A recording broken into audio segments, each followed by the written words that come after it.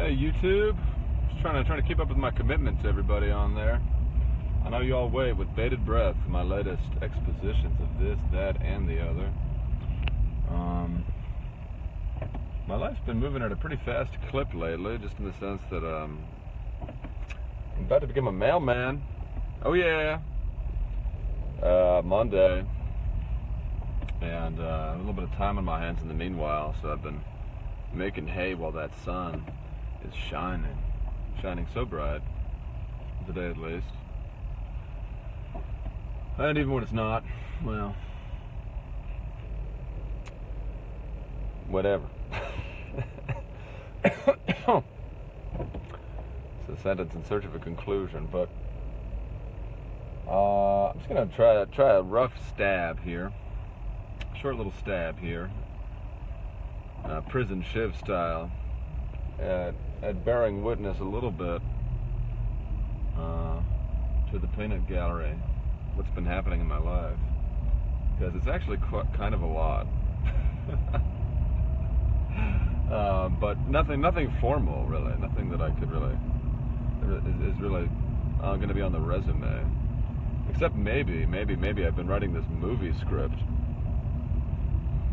which I find enjoyable and worthwhile just for its own sake. Simply because the muse struck in that particular fashion, and so whatever muse that be, whatever beautiful maiden muse that be.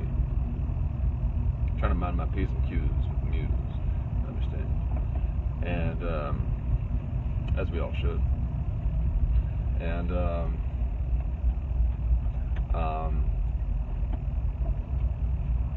man, if I've not been meeting some interesting characters, seriously. Well, I've been bumming around Steubenville, Ohio, which is where my play was, and sort of a kind of like a super abundant grace and benefit of doing that play has familiarized me with this wonderful place, Steubenville, Ohio, and having like some interesting exchanges with the locals, as well as kind of some uncanny things even, although I won't go into that whole Trivial Pursuit. I've been down, talked about all that before, I'm sure. Find my video number X111. See me say it, whatever I have to say about that. Paranormal synchronicity, serendipity. We do not wrestle against flesh and blood, dearly beloved, but spirits who roam the air. Creepy. The Bible's such a creepy book.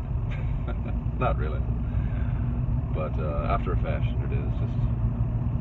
It's all about this spooky character named God. Especially in one of his three aspects, the ghost. Woo. But I'm going to try to maybe talk a little bit about an exchange I just had without giving any real revealing details. Speak in very vague terms because I don't want to blow this guy's spot up to any degree whatsoever. So I'll say I met like a Tony Soprano type, basically, like real deal, right off of the screen, like really, and just had quite a long exchange with him as it happens. The reason it all came about is actually I made some kind of remark about him wearing the mask. He was wearing this big bandana.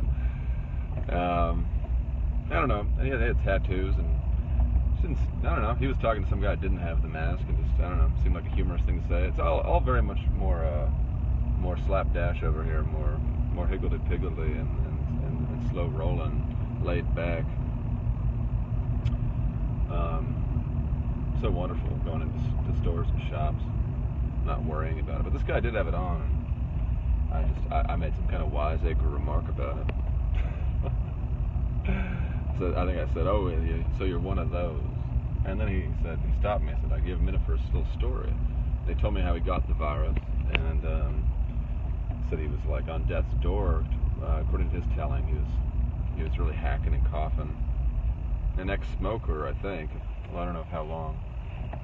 Not super old though, and very, very virile and strong Italian. And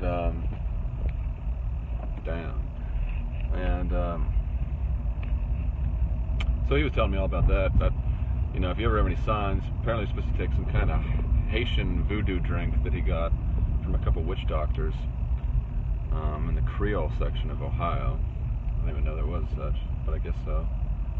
And he said it cured him right up to the point where now he takes this concoction every morning. So,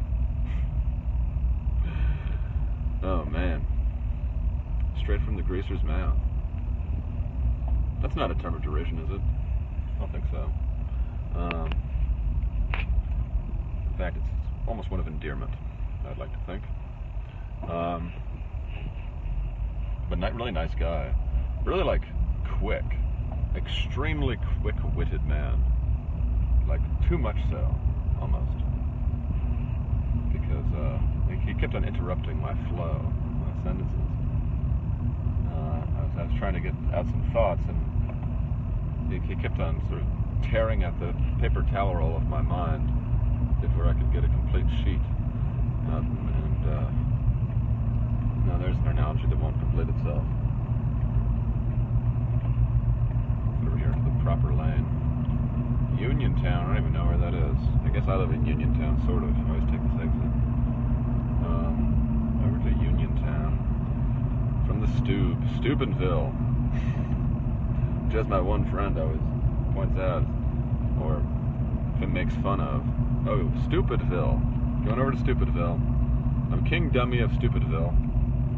It's kind of funny because I'm sort of LARPing as a professor a little bit, because there's a university there, and I'm going to go to this coffee shop where a lot of professorial types frequent it.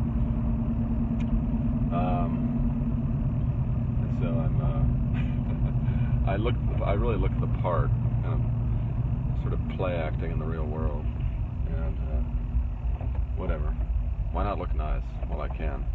I got this blazer for my birthday. Not as like a prepackaged thing, just someone had an old one. A friend of mine gave it to me. He's been lifting too many barbells. But, ay caramba. Interrupted by the old wifo. I gotta glue these cotton picking videos together.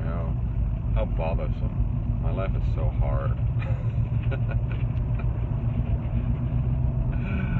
I gotta say, I've really been getting high on my own supply. In fact, it's one song I posted a while ago, Don't Blame Bless. It's really become kind of a mantra for me. Don't blame Bless, don't complain, confess. You know, maybe in particular, no doubt in particular with dealing with marital difficulties, what have you. But, because aren't those always ever abundant? But just in general as well. Anytime one is tempted to blame, to seek rather to bless, it really does wonders for the whole body. The complexion, you might notice I'm sprouting this little Marilyn Monroe thing here, this little beauty mark. So I'm getting more beautiful by the second. And what was I saying? Well, hardly enough time to capture this, but I think even if I spoke for several hours, I don't know if I could quite capture it. So might as well try to render a bonsai tree of this thing.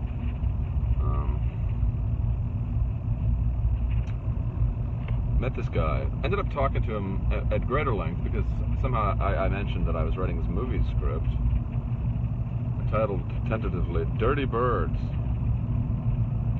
All about it's a farce, a comedy. The rough plot being focused on a duo from Mississippi, Jelly Bean and Slapdash, who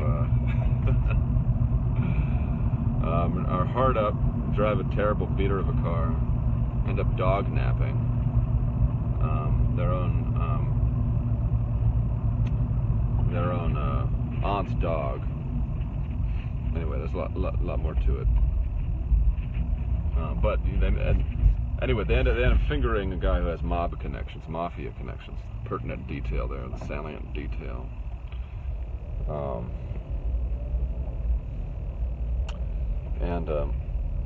Sorry, more of my beauty coming out in wax form out my ears. Ay caramba. But Anyway, so I was mentioning all that, and the subject came to the mob, and this guy's eyes just lit up like a couple candles on a menorah,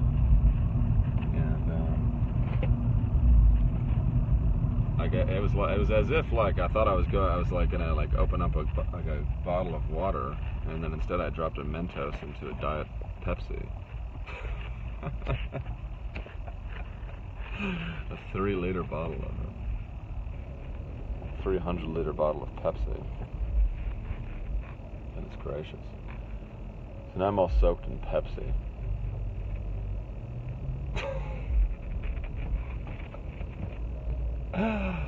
Oh my goodness. But, you know, I think it takes someone with a little bit of a demeanor like my own, which I've managed to craft, adopt, finagle,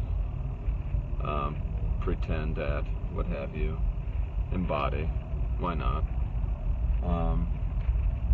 to get in the thick of it with a guy like this, because he was saying such dreadfully terrible things, such dreadfully heavy Atlas heavy things at me, all about his whole backstory, and it's like a page out of the diary of Tony Soprano. Dear diary, I had to whack someone today. How unfortunate for them. Next I did the dishes and ate a ham sandwich. But we were out of Dijon, and so I dipped it in mustard, more yellow, as well as some mayonnaise. And as a result, I have a tummy ache. Good night. Oh, P.S. The body is buried at the bottom of the gully. But really no fooling on all of that. It's getting me in the mood for farce though, even so I'm trying to transmute all this heavy into farce, because what else do you really do with it?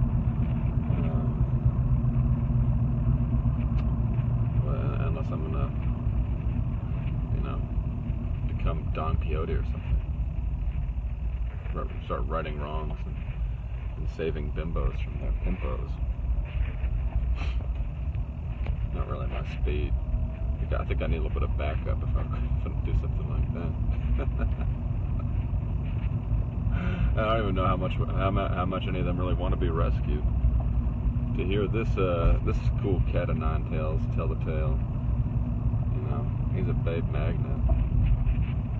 Maybe so. But in the immortal words of the Insane Clown Posse, how do magnets work? You know? No one knows. No one, God knows that. So I was getting all preachy. And all teachy to the extent that I could, quoting chapter and verse from the Holy Scriptures of this fellow in the most benign way possible, I hope. Although I think I did manage to get under his skin a little bit on purpose, because you know these. Trying to come up with a synonym for greaser. You know these types. You know from the movies how these guys operate. You know, it's one hand is crossing their head, Father, Son, Holy Ghost, but the left hand is behind their back, the fingers crossed the other way. You know, 2 crosses, double crosses, baby, getting double crossed, and what are you gonna do, man? People are so screwy. And so I was trying, you know, I don't know. I'd like to make this movie and send it to him. Right? Or actually, I was talking about seeing if he'd be willing to play one of the parts, because I was really curious to know if he knew anything about dog napping, which turns out he did.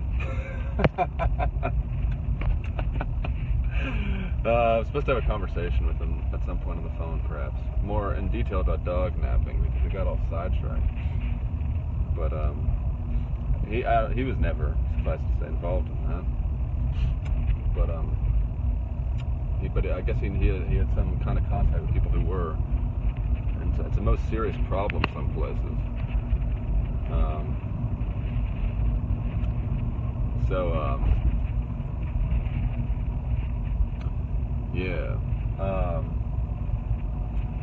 I don't know if there's any earthly way for me to work any of this into my script without really kind of changing it.